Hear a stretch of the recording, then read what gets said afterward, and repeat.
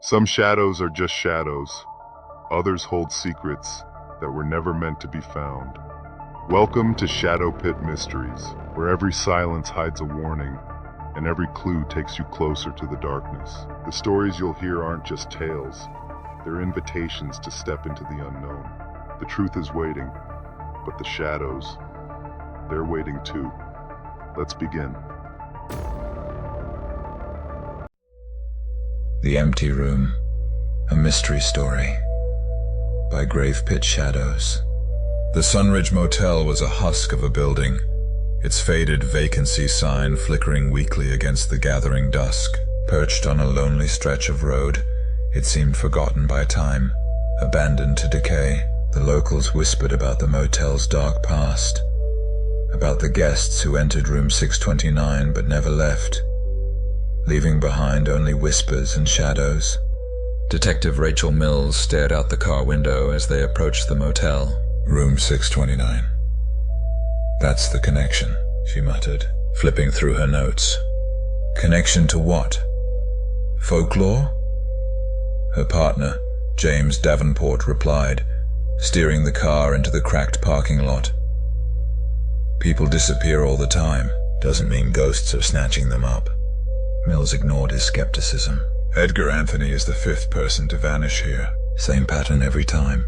They check into room 629, and when someone comes looking, the room's empty, just their stuff left behind. Davenport smirked, and a ghostly whisper saying, "Get out, right?" Mills didn't laugh. She couldn't shake the unease creeping up her spine. The lobby of the Sunridge Motel was dim and silent, the air heavy with mildew. Behind the counter stood Elsa Caldwell, a petite woman in her mid-40s, her demeanor unnervingly serene. Dressed in a modest cardigan and skirt, she greeted the detectives with a disarming smile. "You've come about room 629, Elsa said, her voice soft and even. "It's always room 629. Mills raised an eyebrow. "You seem familiar with the pattern." Elsa tilted her head, her smile unwavering. "The room reveals truths. Sometimes people aren't ready to face them." Davenport leaned against the counter. "We're not here for riddles. What do you know about Edgar Anthony?" Elsa's expression didn't change. He was carrying guilt. The room helped him unburden it. "Unburden it?" Mills repeated, narrowing her eyes. "What does that mean?" Elsa only smiled and gestured to the room keys hanging on the wall. "You'll see." Room 629 was exactly what they expected. Outdated decor, a creaky bed, and faded wallpaper. Yet, as the detectives stepped inside, the air seemed heavier, charged with something unexplainable. On the bed sat a tape recorder. Mills pressed play, and a man's trembling voice filled the room. "I've lied to everyone I've ever loved. Maybe I deserve this." Davenport crossed his arms, cryptic and creepy. "Perfect." Mills examined the room, noting scratches on the floorboards near the armoire. She tugged it aside, revealing a loose panel. "Looks like we're not the first ones digging into this place," she muttered. Behind the panel was a hidden door leading to a network of narrow tunnels. The detectives entered cautiously, their flashlights slicing through the darkness. The air was stale, and every step kicked up a cloud of dust. The passageways ran behind the walls of the motel, with peepholes providing views into various rooms, including 629. Mills peered through one, her stomach turning at the thought of someone watching the guests. "Look at this," Davenport said, shining his light on a dusty desk cluttered with old cassette tapes. Each tape was labeled with a name. The latest read, Edgar Anthony. The passageways led to a windowless room filled with outdated surveillance monitors and recording equipment. Most of the screens were dark, but one flickered with a live feed of room 629. "Someone's been running their own reality show," Davenport muttered, rifling through the tapes. Mills picked up a notebook filled with scrawled entries about confessions and purging guilt. As she flipped through the pages, her breath caught. "James, look at this." On the last page was a list of names. Edgar Anthony, several others.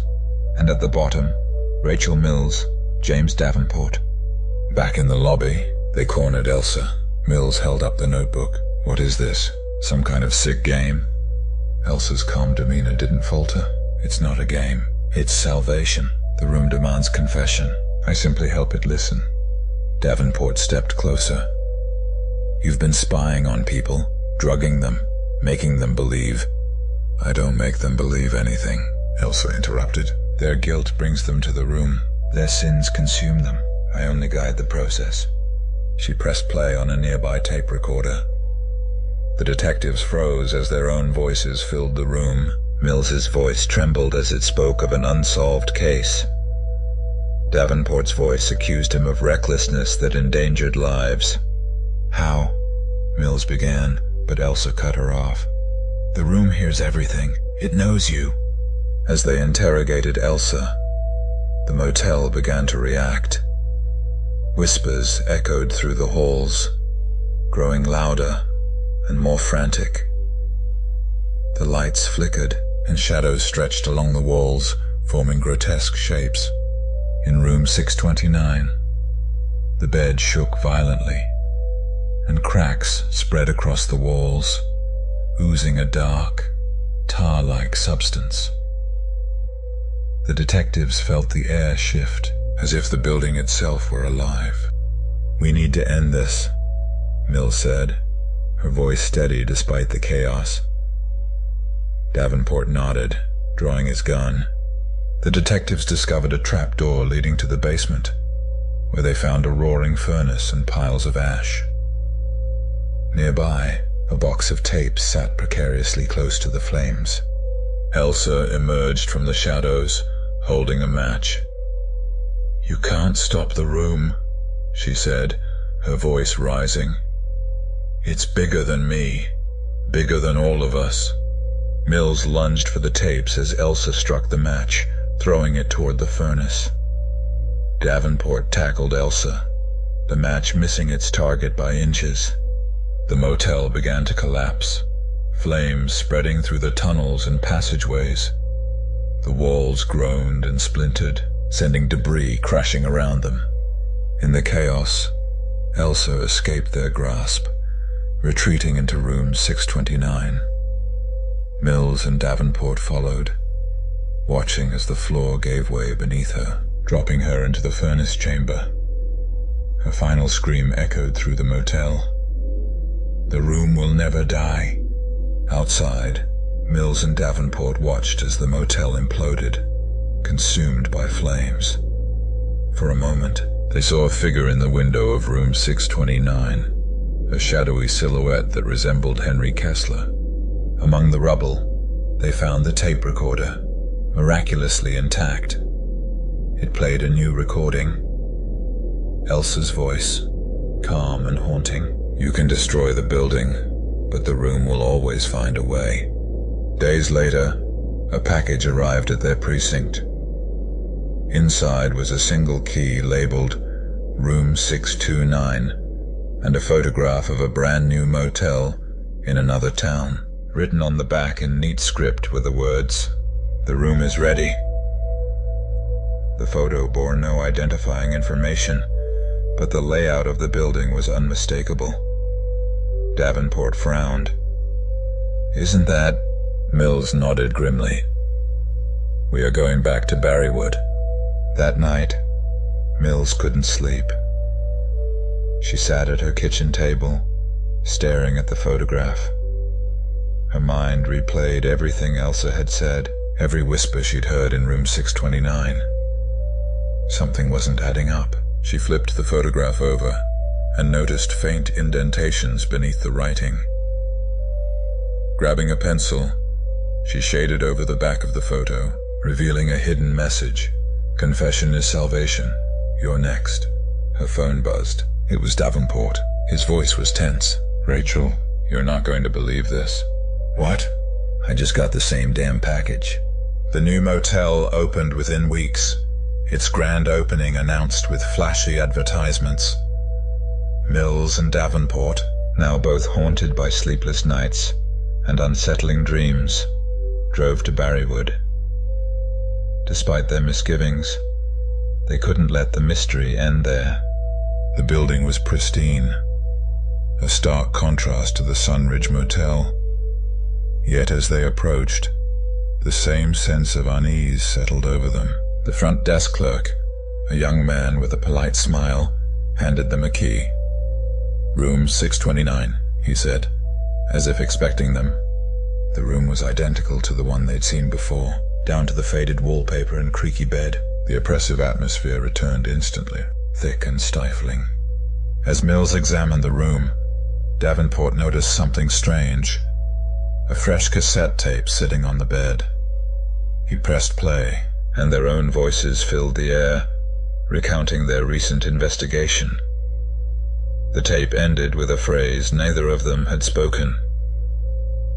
"Welcome back." Neither of them moved. "That wasn't us," Davenport muttered, his voice barely above a whisper.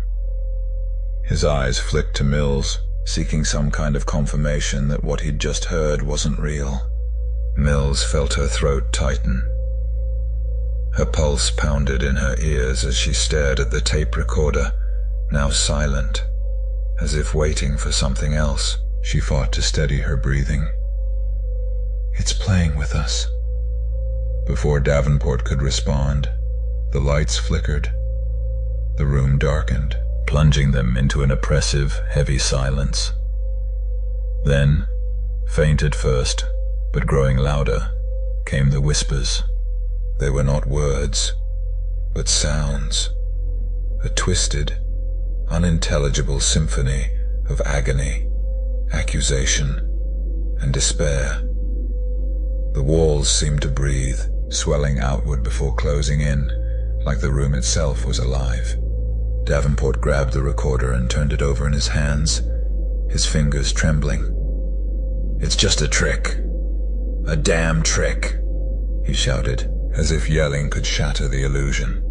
Mills shook her head, her instincts screaming that this was something far beyond manipulation. "We need to leave," she said firmly. "Now." But as she reached for the door handle, it refused to budge. She yanked harder, panic flaring in her chest. Davenport joined her, throwing his shoulder against the door, but it wouldn't give. The whispers rose to a deafening roar, surrounding them, penetrating them. The tape recorder clicked on again. Static hissed from the speaker, and then came a new voice, cold and deliberate. It was Elsa Caldwell. "You can't escape it," the voice said. "The room isn't a place. It's a truth, and it's already inside you." Mills stumbled back, her breath catching as the walls began to ooze the same dark, tar-like substance they'd seen in the Sunridge Motel. The floor beneath them groaned, and faint, shadowy figures began to emerge from the corners of the room. They were formless, yet familiar, their shapes shifting into something recognizable.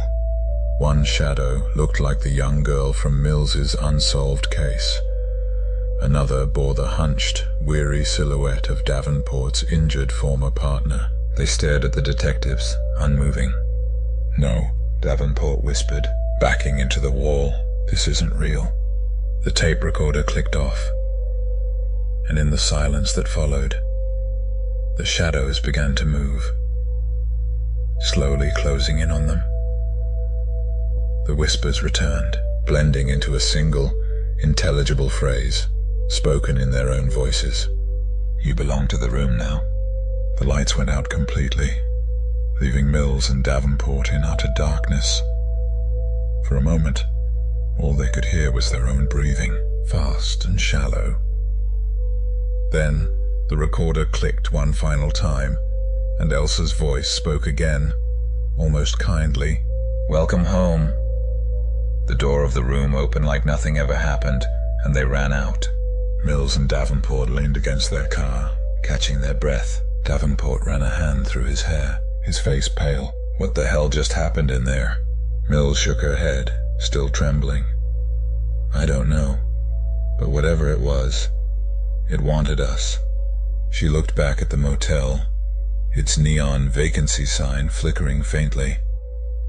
For a moment, she thought she saw a figure in one of the upper windows, a shadowy man wearing a hat.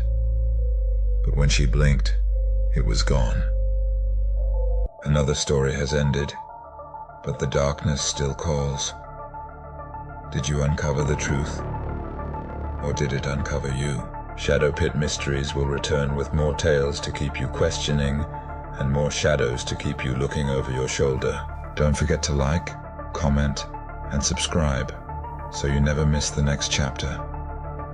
Until then, stay vigilant. The next mystery might already be waiting for you.